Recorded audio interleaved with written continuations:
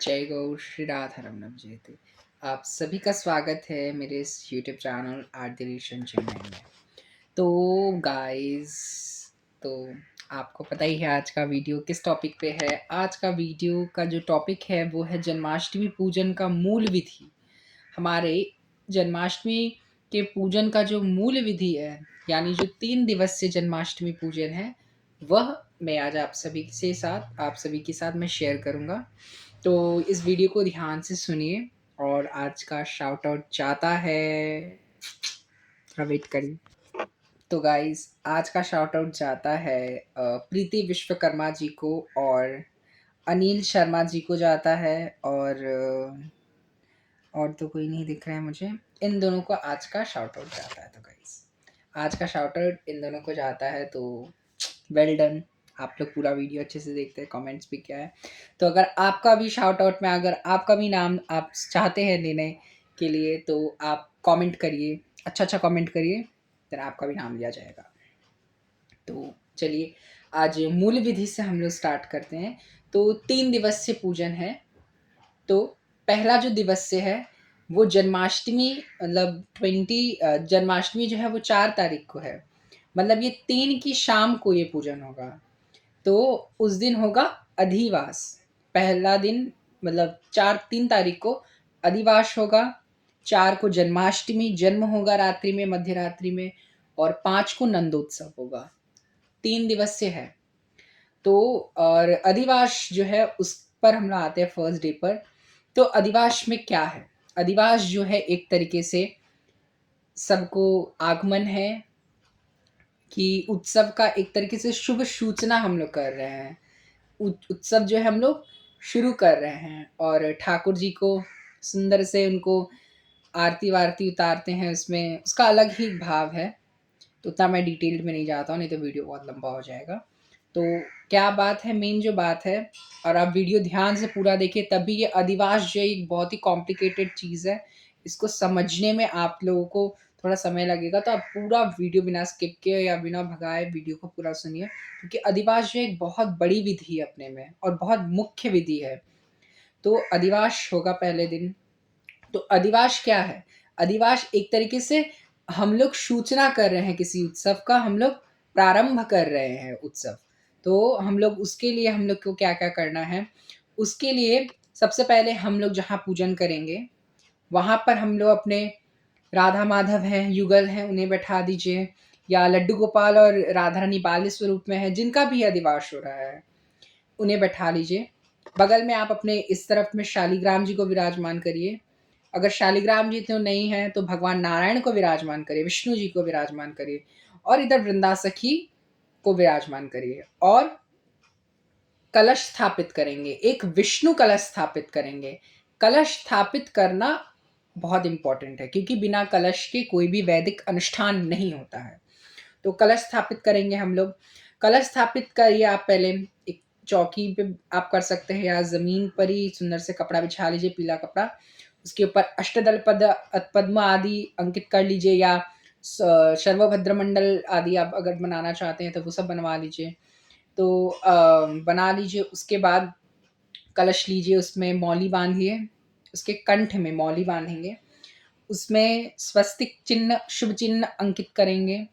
फिर उसमें शुद्ध गंगा जल, जमुना जल आदि पवित्र नदियों का जल डालेंगे, सादा जल डालेंगे, अक्षत डालेंगे, सुपारी, सिक्का और हल्दी, सर्वौषधि, पंचरत्न, आम्रपत्र, फिर स्वर्ण, चांदी, और फिर शुभ मांगलिक थोड़ी से अक्षत डालेंगे। फिर जो भी शुभ मांगलिक चीज़ें होती हैं, ये सब एकदम सरल विधि में आप डालेंगे। दुर्बा भी उसमें डालना है। दुर्बा डालकर पूर्ण पात्र रखेंगे, यानी एक चावल से भरा हुआ पूर्ण पात्र उसके ऊपर रखेंगे। और उसके ऊपर आप सिक्का रख दीजिए, पान का पत्ता रख दीजिए उस पूर्ण पात्र के ऊपर, अगर आप चाहते हैं तो। या आप ऐसे भी रख सकते हैं। बहुत जगह देखा है मैंने, पूर्ण पात्र रख के उसके ऊपर पान का पत्ता और एक सिक्का भी रखते हैं लोग। तो आपको जैसे ईज़ी पड़े आप वैसे रखिए। और फिर उसके ऊपर एक फल, यानी आप डाब बोलते हैं हमारे यहाँ, पूरा डंठल के साथ जो डाब होता है वो डाब को आप स्थापित कर सकते हैं। और या तो आप वो स्थापित करिए, नारियल होता है जो जटा वाला होता है, वो भी स्थापित कर सकते हैं। बहुत जगह मैंने देखा कि कदली फल जो होता है, केला होता है, उन्हें स्थापित करते हैं बहुत लोग। मतलब अलग-अलग राज्य में, अलग-अलग जगह में अपना अलग-अलग विधि है कलश आदि स्थापित करने का। तो आप वैसे सरल विधि में कलश स्थापित कर लीजिए। कलश स्थापित करने के बाद गौरी गणेश आदि का पूजन होगा। सब देवी देवता का आवाहन करिए कलश में, सब देवी देवता का पूजन करिए, सबका कलश देवता का स्नान कराइए। ओम पाद्य पादम हस्तोर्घ्यम शमलं मुखे आचमन सर्वांग स्नानम समर्पयामि, बुद्धि आदि से करिए, सबका आवाहन करिए, स्नान कराइए, भोग चढ़ाइए उन्हें, वस्त्र रूपी कलावा आदि चढ़ाइए, वस्त्र चढ़ाइए। युगल वस्त्र भी आप बहुत जगह चढ़ाते हैं, मैं भी युगल वस्त्र चढ़ाता हूँ। फिर उसमें पवित्रा सॉरी यज्ञोपवीत आदि चढ़ाइए। फिर और भी फल मिष्ठान पुष्प आदि धूप दीप दिखाकर उनका पूजन करिए। फिर बहुत जगह जाग प्रदीप भी जलता है, यानी साक्षी प्रदीप, आप एक अखंड दीप का स्थापित कर सकते हैं, उसे भी आप जलाकर 3 दिवस से तक रख सकते हैं। दीप प्रज्वलित करके तभी पूजा करेंगे और गौरी गणेश आदि का सबका पूजन कर लीजिए। इन सबका कलश स्थापित करना अनिवार्य है। जो करेंगे वैसे वो कलश अधिवास के दिन से ही स्थापित करेंगे, जो पूर्ण विधि से करेंगे। और फिर गेट पर जो कलश रखते हैं, तो फिर आप कर लीजिए पूजन, कलश आदि का पूजन हो गया। तो फिर फिर दाढ़ घट बोलते हैं, मतलब जो गेट पर मंगल घट की भी स्थापना करते हैं। गेट के दोनों तरफ मुख्य गेट में केले के खंभे आदि को लगाइए, गेट पर तोरण बंधरवार आदि लगाइए, उसमें कदम्ब आदि लगाइए, सुंदर से सजा लीजिए, द्वार आदि का पूजन कर लीजिए। जो गेट पर कलश रखेंगे 2 कलश, उनका भी पूजन कर लीजिए। केले के खंभे भी आप अवश्य लगाए, केले के खंभे शुभ होते हैं। आम के पत्तों आदि से तोरण लगा लीजिए। ठाकुर जी जहाँ बैठेंगे उस जगह को सुंदर से प्रक्षालित करके एक सुंदर कपड़ा बिछा लीजिए। ठाकुर जी आदि सबको बैठा दिए, शालिग्राम जय वृंदा सखी को, इनका कलश का पूजन हो गया। फिर आप अक्षत लेंगे, वो अक्षत हल्दी मिश्रित और उसमें थोड़ा सा घी मिलाएंगे तो उसका कलर अच्छा आता है। थोड़ा सा घी अक्षत आदि मिलाकर चावल रंग लेंगे, हल्दी वाले चावल हो जाए। तो फिर आप लेंगे, स्वस्ति वाचन होगा और ये सिर्फ पुरुष करेंगे, स्त्रियां नहीं करेंगी। स्वस्ति वाचन स्त्रियां नहीं करती हैं, पुरुष करेंगे। जो भी पुरुष आदि हैं वो स्वस्ति वाचन करेंगे। भगवान का स्वस्ति न इंद्र आदि इन सबसे सुंदर से स्वस्ति वाचन होगा। ठाकुर जी का स्वस्ति वाचन करने के बाद आप चावल फेंकेंगे ठाकुर जी के ऊपर।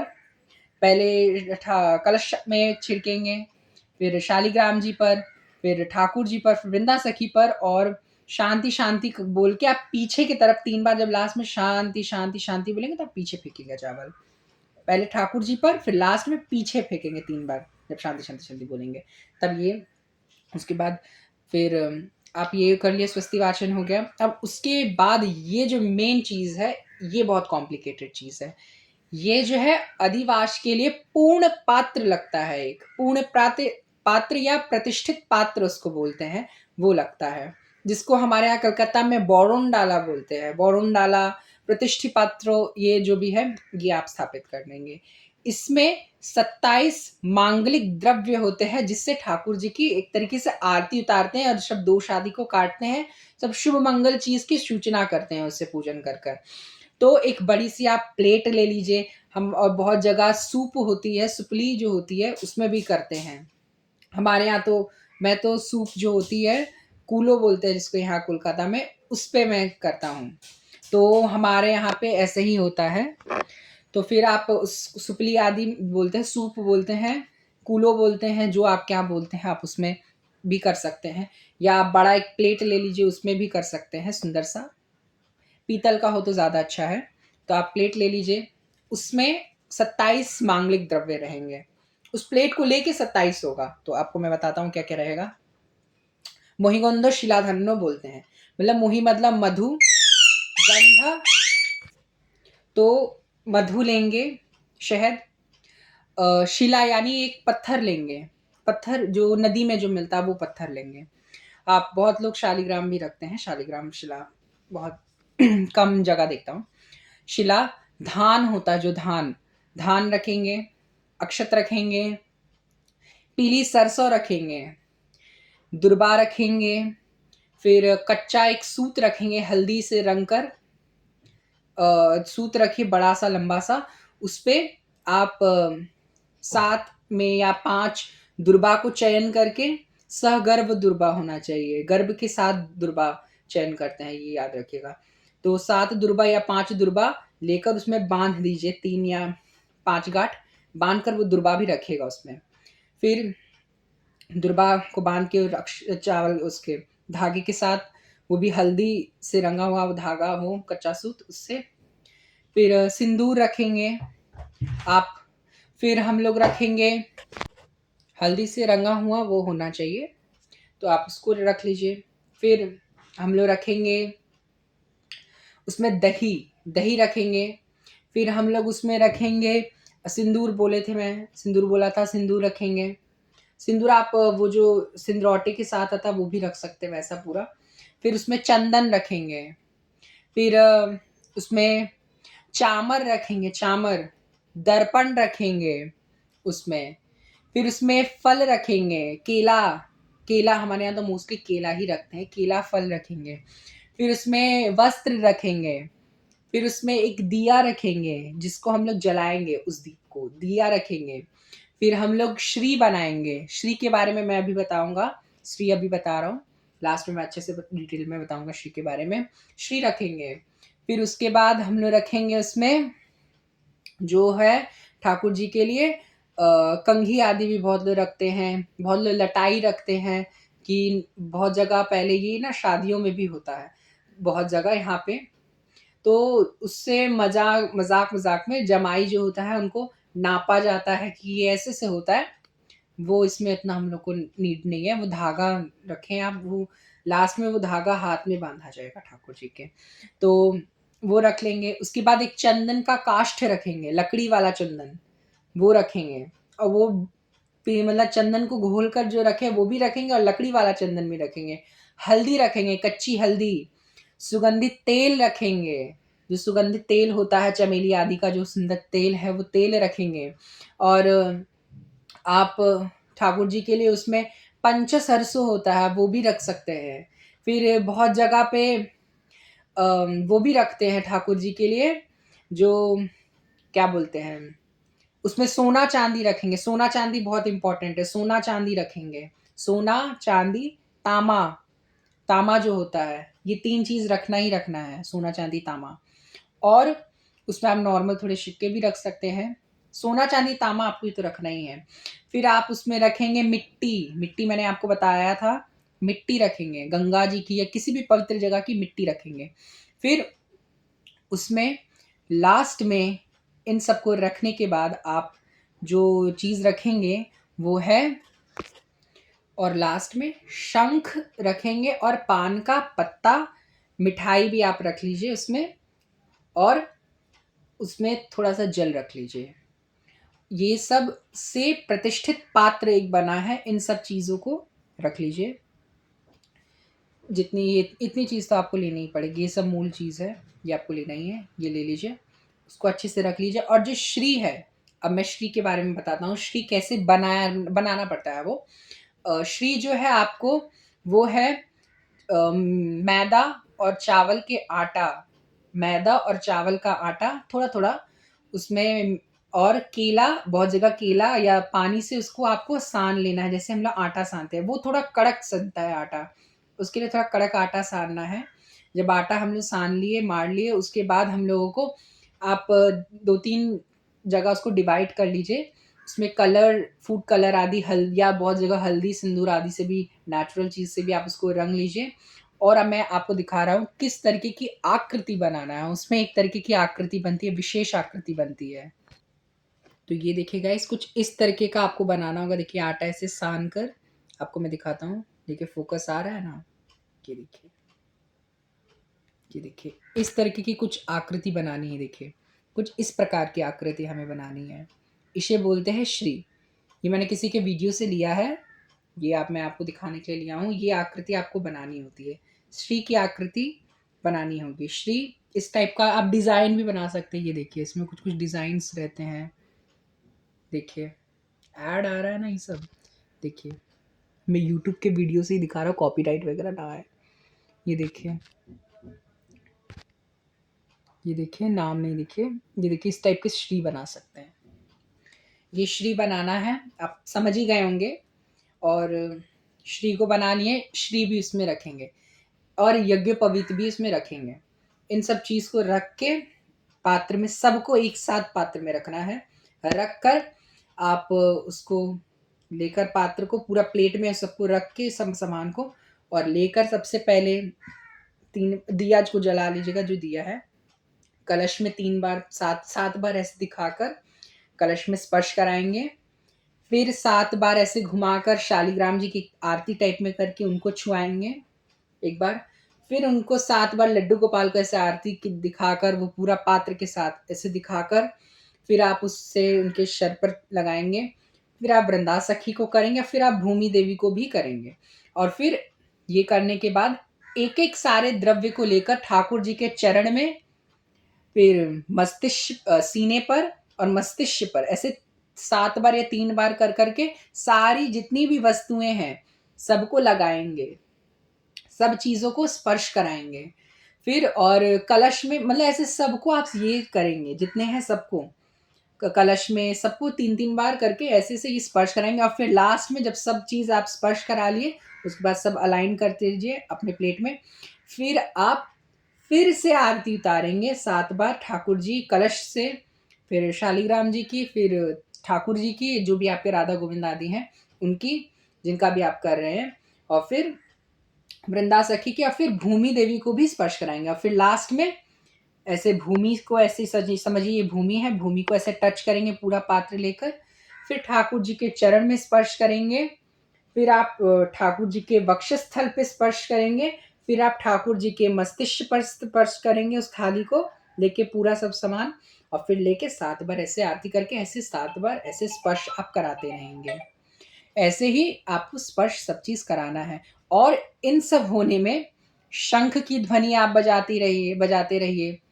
फिर आप उलट ध्वनि होती है, जो यहाँ बंगाल में विशेष तरीके से करते हैं। अगर आपके परंपरा में है तो आप करिए, नहीं तो नहीं करिए, इतना ज़रूरी नहीं है, बट करते हैं बहुत, मतलब यहाँ बंगाल में करते हैं, ये करिए। फिर है इसमें कीर्तन आदि चलते रहेगा, कीर्तन करना है आपको, खूब कीर्तन करना, उत्तम नाम संकीर्तन करते रहना है। अच्छे से हरे कृष्णा महामंत्र का कीर्तन करिए। कीर्तन करते करते उसके साथ आपको ये सब करते रहना, ये सारी विधियां। और फिर आप ठाकुर जी की आरती, फिर आप भोग लगाएंगे, ठाकुर जी को आरती उतारेंगे। फिर जो धागा था ठाकुर जी को, वो जो धागा है जो अब मैंने आपको बोला था दुर्बा से बांध के रखने, उस धागे को ठाकुर जी है यानी पुरुष देवता है तो उनके सीधे हाथ में बांधेंगे 7 बार घुमाकर। और अगर स्त्री देवी है यानी श्री जी हैं तो उनके उल्टे हाथ में आप 7 बार घुमाकर बांधेंगे। ये पूरी विधि है अधिवास की। इसके बाद अधिवास हमारा पूर्ण हुआ, उसके बाद देवता को आप शयन आदि में करवा दीजिए। फिर दूसरे दिन से जन्माष्टमी की तैयारी शुरू होगी। और ये इसमें भी एक चीज़ है कि अगर अधिवास जो है आप नहीं कर पाए एक दिन पहले, तो आप उत्सव के सवेरे में भी करा सकते हैं। यानी कल, आज जन्माष्टमी है और मैंने कल जन्माष्टमी है समझिए, कल जन्माष्टमी है तो आज शाम को हमको अधिवास कराना है। और अगर किसी कारणवश हम अगर नहीं करा पाए अधिवास, तो हम जन्माष्टमी की सुबह करेंगे, यानी कल सुबह कराएंगे। ऐसे कि जन्माष्टमी के आप सुबह भी कर सकते हैं अधिवास। ये सारी विधि समझ गए, उसके बाद फिर जो भी है वैसे करते रहिएगा। तो आशा है मेरी कि आप सभी को समझ आ गया होगा, मैं ठीक से आपको बता पाया हूँ। अगर कुछ भी गलती मैंने गलत बोला होगा या कुछ भी गलती हुई होगी तो मुझे क्षमा कर दीजिएगा। तो धन्यवाद अब तक वीडियो देखने के लिए। तो जय गौ श्री राधा रमन विजयते, राधे राधे, राधे श्याम। तो आप कमेंट करिए, लाइक शेयर सब्सक्राइब करिए, अपने फ्रेंड्स फैमिली के साथ भी शेयर करिए जिनको नहीं नॉलेज है अधिवास के बारे में, अधिवास उन्हें भी पता चले कैसे करना है। राधे राधे, राधे श्याम, जय गौ श्री राधा रमन विजयते। जन्माष्टमी का वीडियो नेक्स्ट आएगा।